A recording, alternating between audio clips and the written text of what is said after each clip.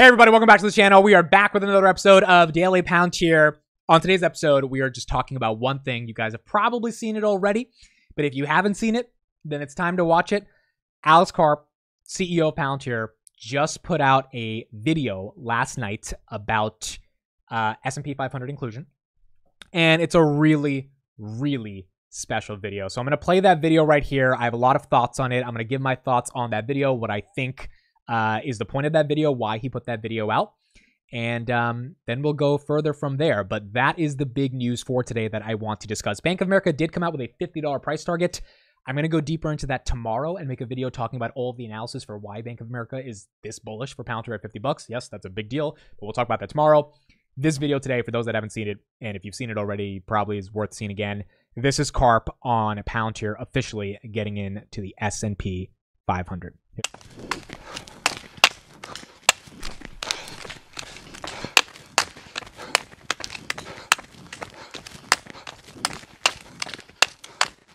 On Friday, Palantir was admitted to the S&P, which is an enormous, momentous occasion for every Palantirian. It is enormous because the way in which we built the company should have precluded membership to the most elite institution in economic life, the S&P 500. In order to be on the S&P 500, you have to be GAAP profitable, which is a financial way of saying you have to make real tendies, subtracting everything, after subtracting every form of remuneration that could possibly be included, including your well-deserved equity. The fact that he said tendies, just incredible. And we did it. And how did we do it? We built the best products in the world. We started off in one area of the West, clandestine services. We migrated into the military, into spec ops, into U.S. commercial, and into commercial globally. And how did we do that? We built products, first PD, PG, then we built Apollo, then we built products for the spec ops, then we built Maven, then we built Foundry, then we built the ontology, and we then integrated that into AIP.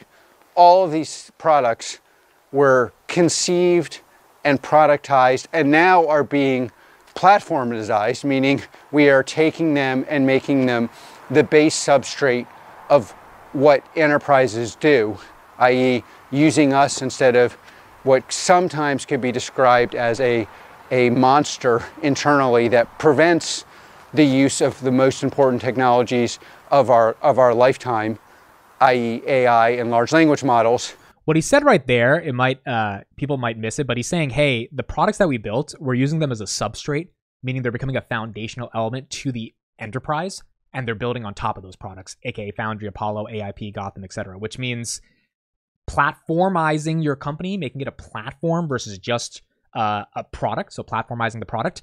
That is a big deal, and Karp saying a lot of the products that we're competing against that are the quote-unquote platforms of the enterprise are monsters inside of the company because they stall progress, whereas Palantir is trying to transform a company and keep them progressing via platformizing their products, which also just means more top-line revenue growth. As an end user. And these were conceived again and productized, in some cases, a decade before anyone else even thought that you would need them, much less that the whole enterprise would turn on a platform that actually could power AI and large language models. It's still radical to the point where people do not completely comprehend. They do not comprehend how we could have turned a switch and gone to GAAP profitability and gone from what adults, professional managers, and some analysts thought was a Frankenstein monster powered by a freak show leader, me, to a dynamic, clearly profitable company worthy of and admitted to the S&P 500. And we did it our way. While everyone is now running around talking about how they should build platforms, how you should try to get Palantirians, realizing that no credible institution in commercial life can really be built without Palantir or an ex-Palantirian.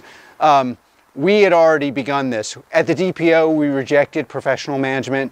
People everywhere discussing how to build companies in a way that keeps the somewhat, if not toxic, often carcinogenic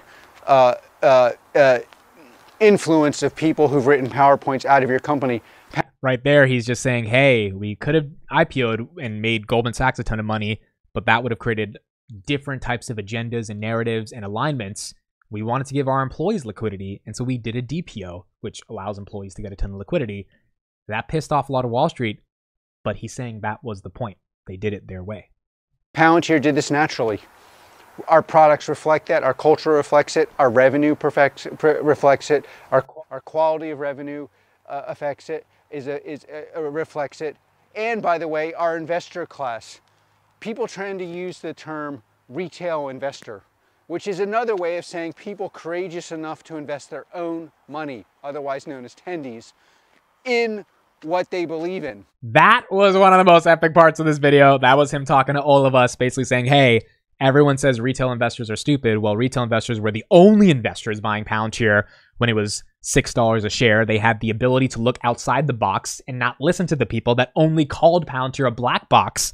And they were courageous enough to take control of their financial destiny, even though it could have gone wrong. But that's the whole point of taking a risk. And it ended up working so far because they did the research that was necessary to do when it came to investing in Palantir. And look at the list of the people, our partners. I hate the term clients, but look at the list of people that use our product. The most important clandestine services, the most important special operators, the most important AI targeting work in the world, the most important allies, none of whom we're ashamed to support in private or in public.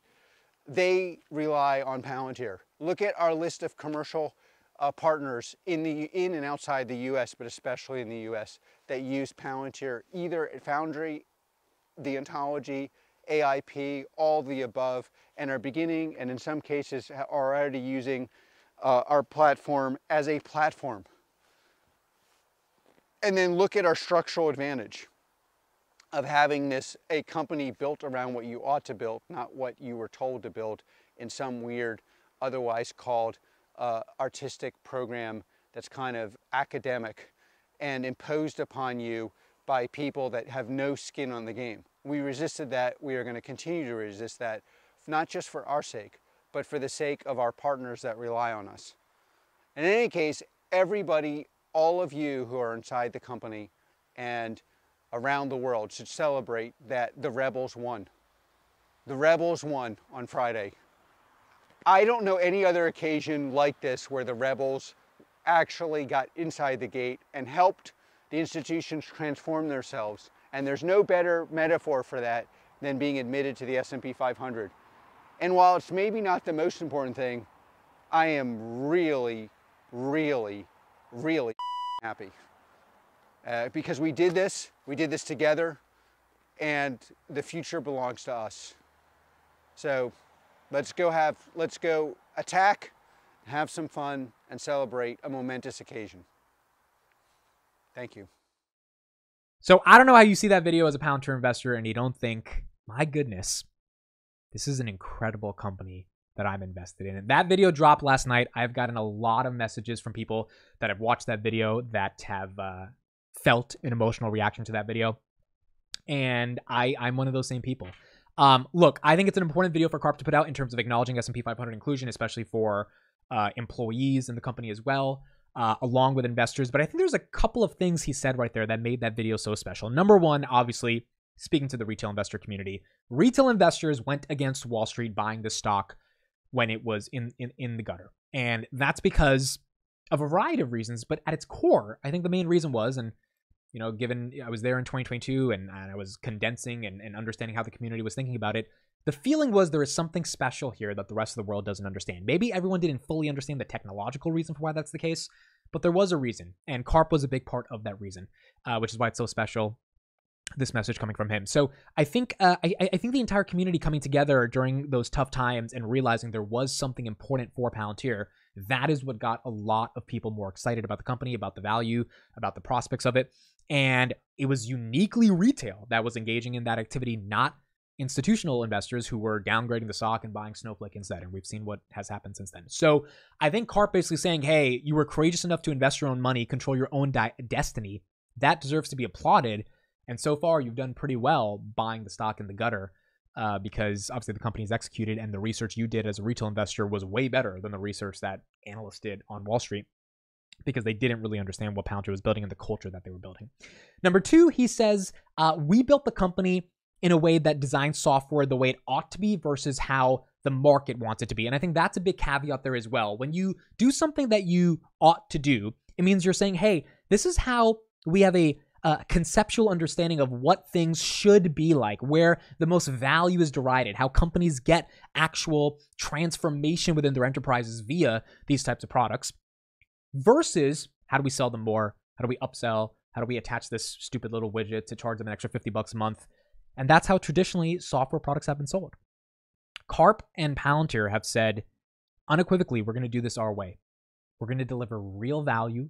We're not going to listen to what Wall Street says. We're not going to do an IPO just to make Goldman Sachs more money, but screw over investors. We're going to do a DPO to reward the people that have been working at the company for the past 20 years. We are going to do this in a way that actually builds a company with a culture that is so fundamentally differentiated, so fundamentally different from the rest of these companies, which is why you're seeing their numbers reaccelerate in terms of the growth. You can argue about the valuation, but the reason the growth is accelerating is because this is a different software company that exists today. And Karp knows that they built this company with that differentiated culture, that differentiated approach, and that's why they're getting included into the S&P 500. I think it's him basically acknowledging we did it our way. And because we did it our way in a world that is very hard to go against the grain and do it in your own way, that is why the S&P 500 is such a big deal, and that's why it's so important for Palantir. Last thing I want to say on this right here is I think Karp and Palantir are authentic in a world that is filled with gimmicks. And what he says right there about the rebels won, I thought that was such a philosophically interesting line, because basically Karp's argument is, hey, Palantir didn't work with Russia and China, even though investors told us to. Palantir didn't do a DPO, even though investors wanted us to. Palantir didn't scale for the commercial product until we were a 20-year company. We weren't profitable for years, even though investors wanted to. Palantir consistently did it their way because they knew if they would do it their way, if they would be rebellious against what the institutions wanted, and they could get into the institutions as rebels, aka the government, the DoD, all these big enterprises, BP that just signed a 5-year deal with them. These are the mainstream institutions. Palantir, as a rebel, is getting into these institutions, getting a $480 million Maven contract, getting a 5-year extension with BP. Now, getting into the S&P 500, which is one of the most elite institutions on the planet. Palantir was not ever supposed to get in it. That's what Karp starts off by saying. Hey, we were precluded. We built the organization with the assumption that we would always be anti-establishment. Then the establishment let us in. We changed the establishment, aka provided transformational value. And now the elite establishment has no choice but to recognize what we've been able to do. I think that was one of the most honestly important things that Karp could say, because I think everyone can understand that, even if you've been invested in the stock for a couple of days, that element of Palantir is something that can't be replicated. It takes 20 years to build a culture like they've built. And because you can't replicate that, there is a moat. Because their government and commercial growth is reaccelerating, there's momentum. And because the elite of elite institutions like the S&P 500 are recognizing that Palantir is not just this like random company doing crazy shit, but they're actually changing the world and they deserve to be recognized. I think it's a momentous occasion. As Karp says, the rebels won. Retail investors that went against the grain, so far they've won. It's one of those things where you sit back and you're like, huh, that was a pretty big deal. Getting into the S&P 500. And Palantir, the way they built this company, the way they built this culture, they deserve it. They truly deserve it. I'm so happy for Karp. At the end, he curses because he's probably really happy because he built this company in his dorm room, and now it's in the S&P 500. I mean, just what a journey for Palantir, what a journey for Alex Karp, and what a journey for all of us shareholders. Thank you, everybody. Bank of America video on Palantir's price targets 50. That'll be coming out tomorrow. But hope you guys enjoyed Karp's message, and it really meant a lot to me, and I imagine it meant a lot to all of you. Thank you, everybody. I'll see you guys on the next one.